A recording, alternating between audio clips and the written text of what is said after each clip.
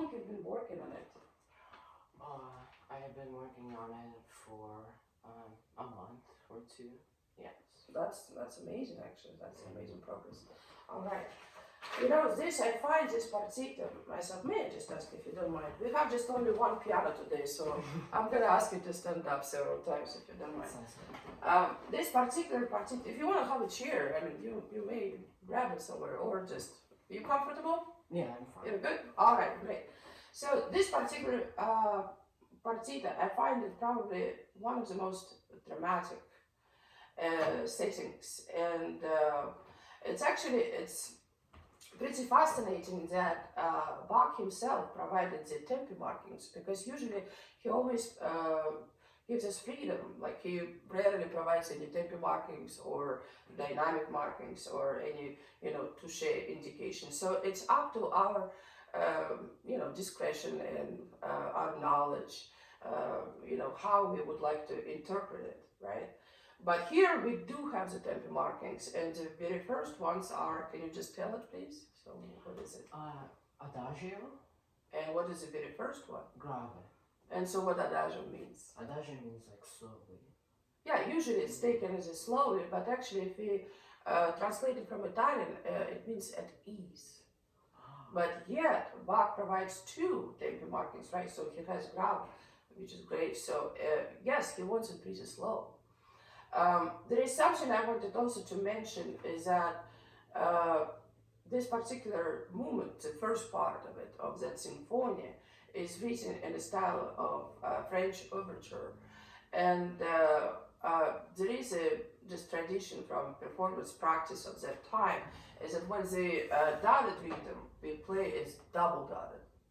So I'm going to demonstrate what is written in the score, and then I'm going to demonstrate how it meant to be. And I understand probably it would be maybe challenging to change it right away, but we'll try. Mm-hmm. All right? Okay. So this is what's written.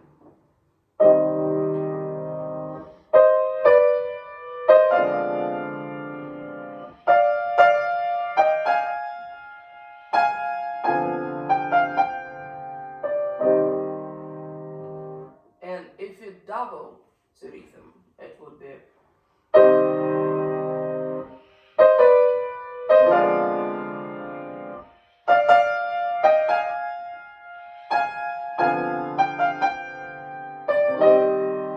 So I think by shortening the dotted rhythm, it adds even more dramaticism. What do you think? Shall we try? All right.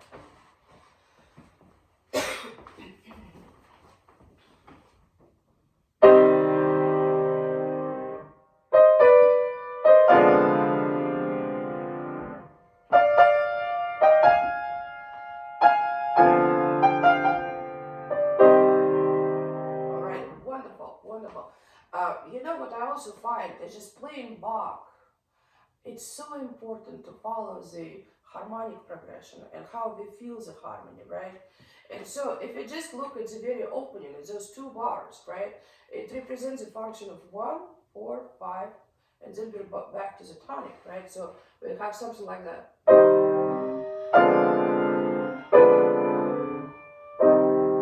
So which one of these 4 chords would be probably the most dissonant to you?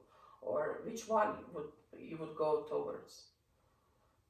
Probably the last one, maybe. The last one? Yeah. Interesting. Can you just demonstrate and show?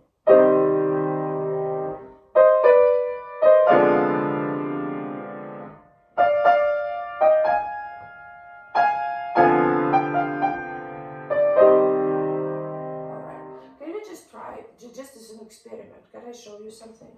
Just very quick. Because we need to add some dramaticism, right? This is the very opening of this partita, right? So...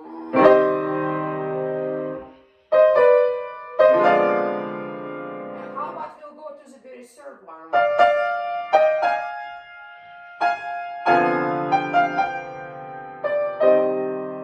Because tonic itself, it's not very dissonant, is it? Does it sound consonant or dissonant to you? Does it sound conflicting or non-conflicting, the last chord? How does it sound to you? Probably more consonant. Yeah, right? So do you agree that maybe the third one is the one which we need to lead towards, right? And then there is a resolution. Can we just try that, please?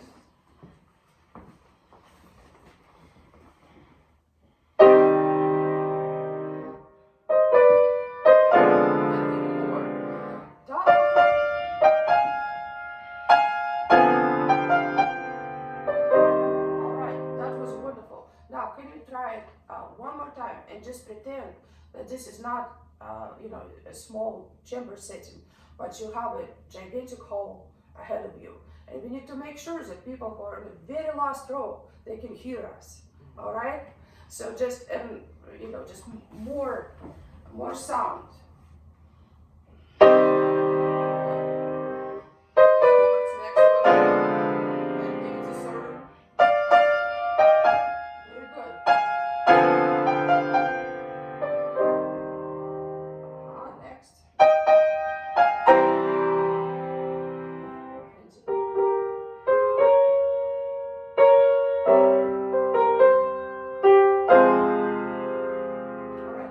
Stop you just right there. So right after you had those four opening chords, right? The next one that we modulate to F minor. And I think we need to showcase it even more. Da dum ba bum, dum bum da da da da bum. Right? It's very dramatic. And then you have the opportunity to show this beautiful dialogue. And you can actually use it like with a question mark and then the response. Da dum ba bum. And the response, dum, bum, ba, bum, right? But I would not probably have it in the end. I would lead it all the way to this dialogue because I think it's just like one of the most crucial, the essence of this opening. So should I make the crescendo to this or to the beginning? Right up to here. Just let's try it. Just so for 1, 2, 3, 4, 5, 6, 7 chords. You can just have a straight crescendo. But remember, we have a great hall of us ahead of us, all right?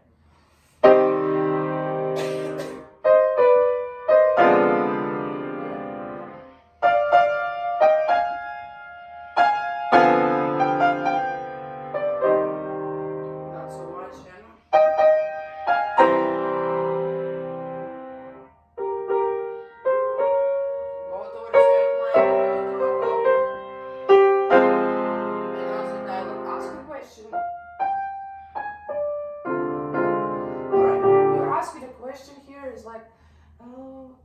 just have another chocolate today? Like after you ate, I don't know, 1,000 or something before, I think it's even more dramatic here because we have this single voice, right?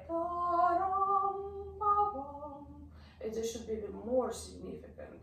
So I wouldn't drop, the sound because immediately, the tension which you build so much, it gets lost that way. All right, I think you'll have more opportunity for contrast purposes, right? When you have the andante and arioso, to have the beautiful singing. But here it's very dramatic opening, like for the entire three systems. All right. So can we start from the dialogue? Da-bum, ba-bum.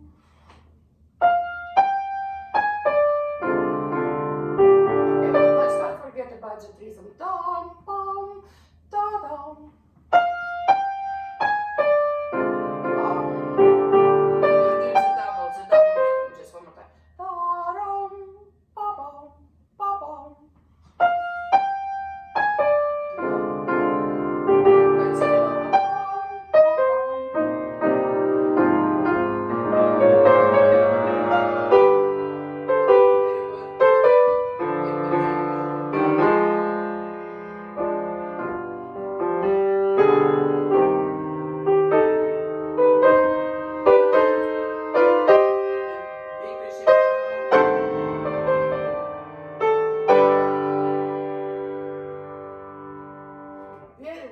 Very well. It's getting so much better.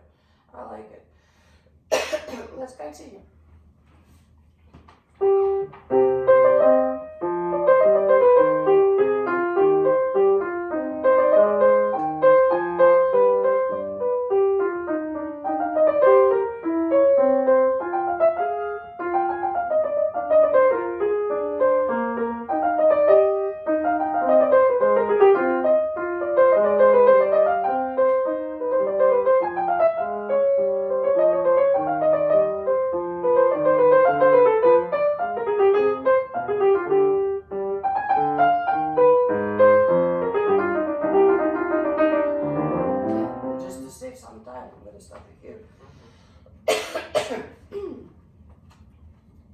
So, speaking of this andante, like let's say if we use any other instrument, like what instrument would it be for the melody? Which one would you choose? If it's not the piano, if it's another one, which do you think could take this task? Maybe a woodwind, I'd say. Yeah, Yes. that could be a very good choice, of course. Uh, I myself, I find that whenever we have a lyrical movement, I always associate it with a human voice. And I think this is an area also. And and you can't never, like, it's always suggested that piano is a percussive instrument. And it's true, if you hit the piano, it's gonna hit you back, right? And you don't want that, don't you? But I think it's just us pianists, its biggest challenge is actually to make piano sing, is to imitate a human voice, right? And so this particular area also, kind of just if you don't, we can always check by singing the melody, and it's always going to give us the right answer because voice never lies.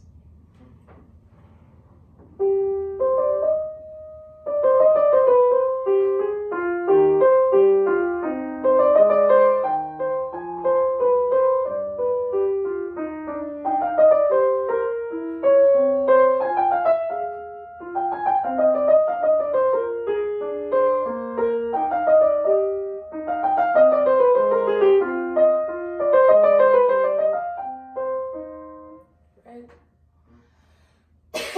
And andante, technically andante, how do we translate it? Like, what would be the indication of the tempo? Like, how would we translate what andante is? Andante? Sounds a lot like adagio. I'd say a bit faster, maybe. Yes, it is. It's much faster. But andante, I think the way how andare from Italian, it means walking. So we walk. So let's walk together. All right? Shall we?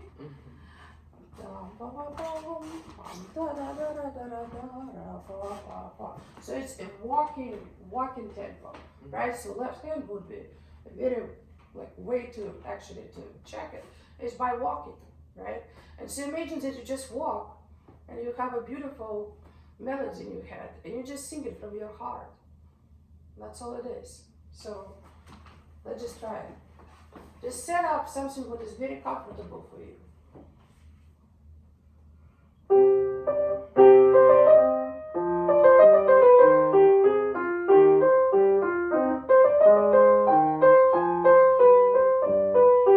Much better. Yes, that sounds wonderful. Left hand is, I just find, can you just keep this spartato, but can it be all even? Bum, bum. And when you play it, like I've noticed that some were missing. And I understand on piano, just sometimes, the sound, we want to take it and it disappears. So if you have a little bit of a firmer touch, but not as much, but just to secure it.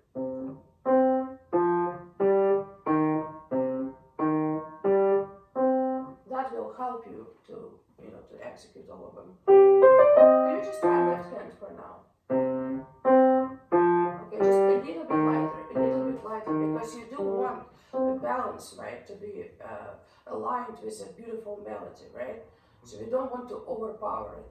So bum, bum, bum. Just imagine that you use, just you play it on a cello or bass, right? So it's a very soft. Here we go. Very nice. Now, do you think this could be like a separate melody as well? Bum, bum, bum, bum, bum. Or it's just the harmony? Yes, it can be. It can be melody, right? Okay, so play it as such. Okay, here's the development. There's a top note, and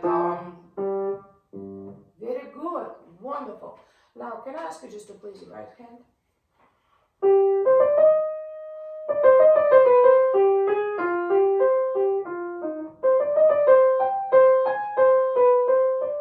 Beautiful,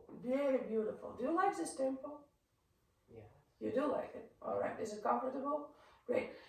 I also find that this E flat, like, in order to connect it, I would use a very teeny tiny pedal here, just to connect this E flat to the following C.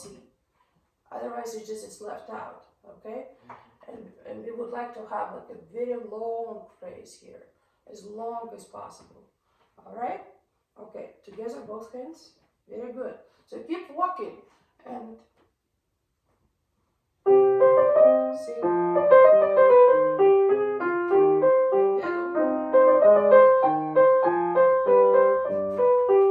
Don't rush.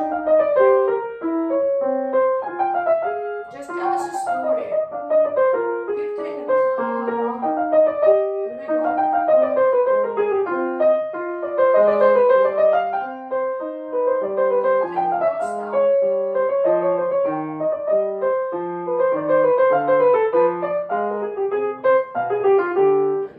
cadenza.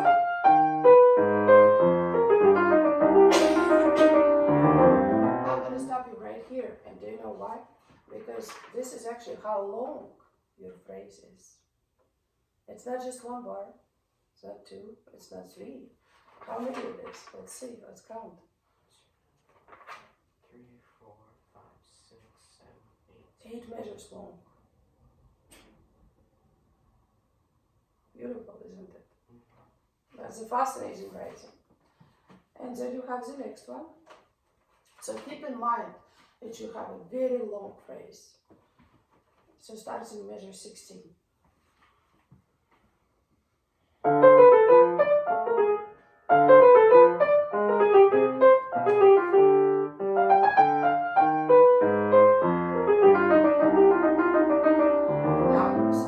Now start differently. If you have a different key.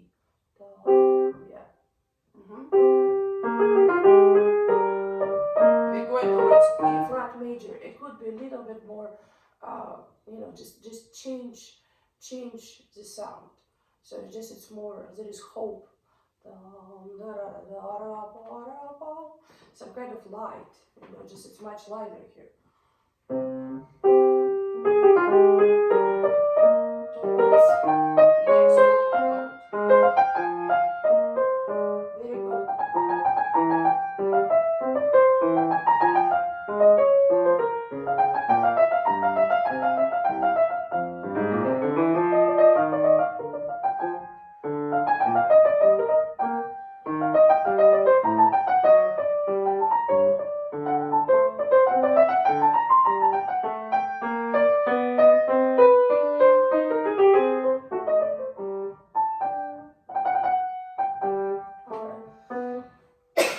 Wonderful. I've noticed when you play, beautiful playing, by the way. I've noticed when you play that sometimes, when you're trying to achieve pianissimo, right? Am I understanding it correctly? Sometimes we miss those notes. So it's very important that we go all the way to the very end. And I would practice at home, actually, practicing all the dynamic ranges, because it helps us, to build a beautiful array, just, many tools of dynamic array. And so I would just start like play your pianissimo, like take C major chord, any chord you want, both hands, and just make it. This is the softest you can go. Probably. How about we'll just take 5, 3, 1 here and 1, 2, 5 here. Just find the one which answers to you. Yes. So, okay, what piano would be? Okay, mezzo piano, mezzo forte, forte, fortissimo, triple forte. Yes, there you go. So you see, you have a beautiful palette, right? Like an artist, when they draw paintings, right? They have they mix colors and so forth.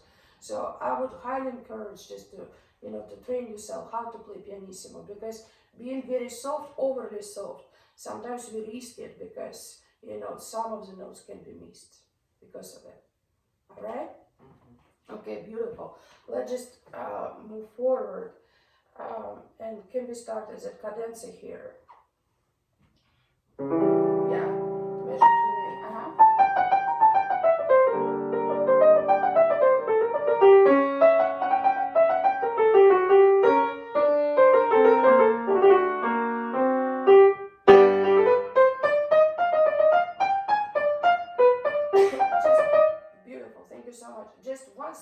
transition because this is a cadenza, right? So we are finishing something very important and transitioning, right, to the next one, to the next chapter, which is a fast one. It's a faster one. It's an allegro.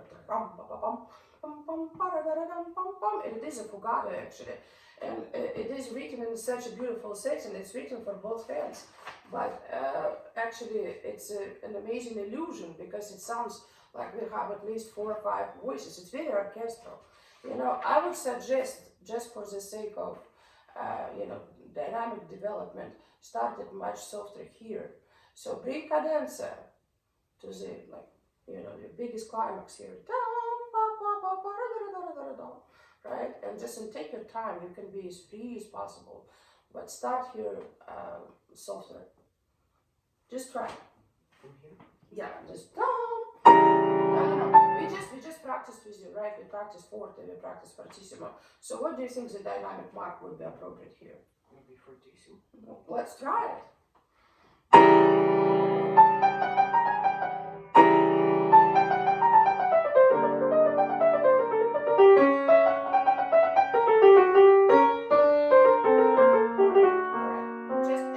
Slower here, and make sure to intone every single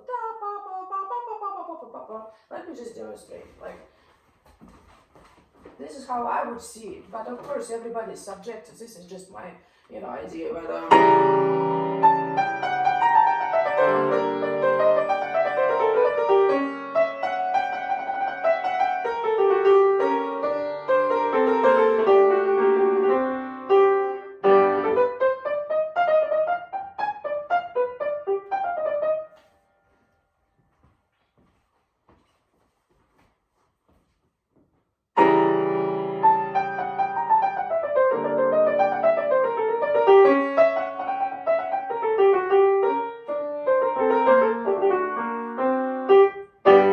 are you using pedal at all? Oh, no. Can we use just a little bit just to open up?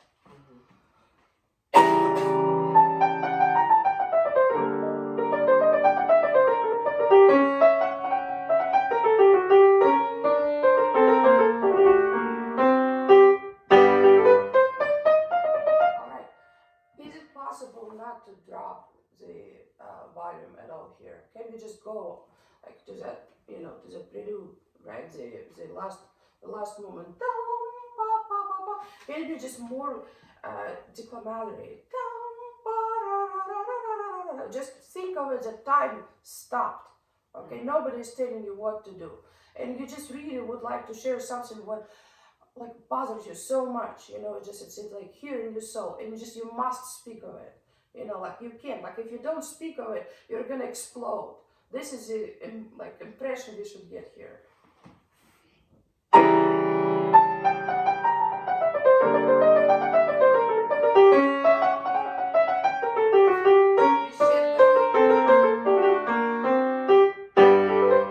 Yes. Okay, very good. The same, but just starting here, it will be piano.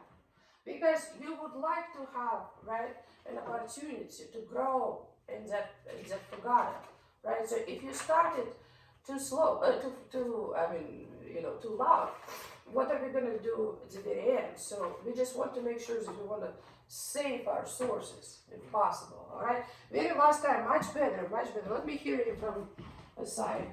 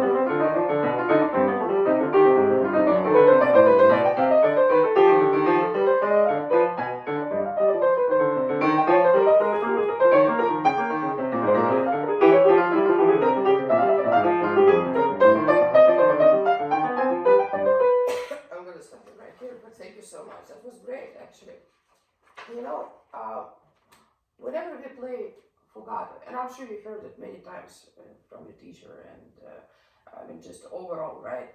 It's just whenever we have that subject, we need to showcase it, right, at our best ability.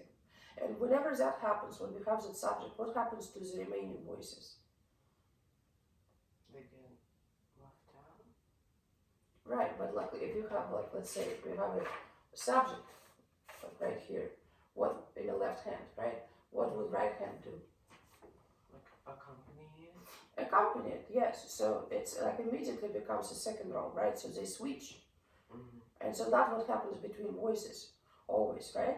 And so what I would suggest is just like whenever you have a chance to just to indicate and just to write down all the subjects, just write them out, right? Because not only we can we need to highlight the subjects, right? It's also would be very interesting, you know, to level them up in a way and actually build from one subject to another, right? To see the progression of it. Because if you look at it, right, let's just look, let's just find them together. So here's the very first one.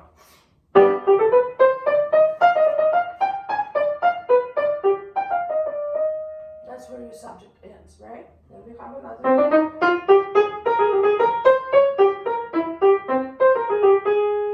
Then in between we have something what we call non-thematic material, right? So it's an interlude. It's when we don't have the subject, right? And so both voices become somewhat more equal.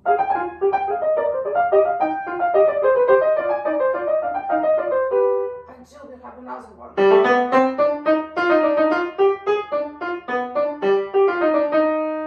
So you have three, right, showcased together. So can we make it dynamic progression? So here's the plan.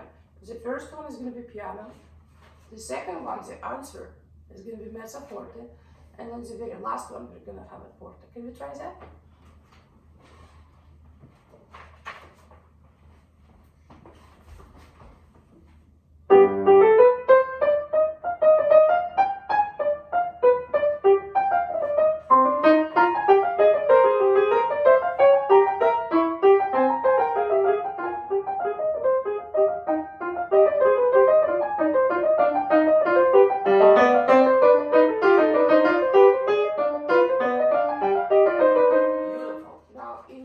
So what tempo would you have? It's like, think of it as a dance. It's in three. Right?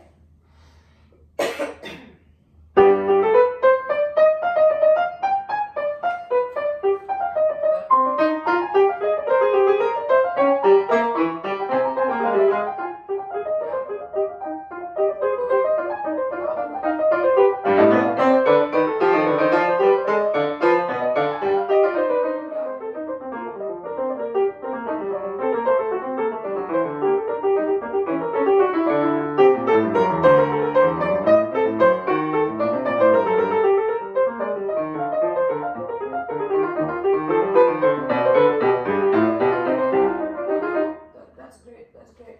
Did you see the difference? Right? So the rest can be applied through the whole fugato, the same principle. Well, I think we're out of time, and thank you so much for coming today. I truly enjoyed working with you, and just Thank you. Thank you for Latin Bar. That was a fantastic choice. Thank you. All the best.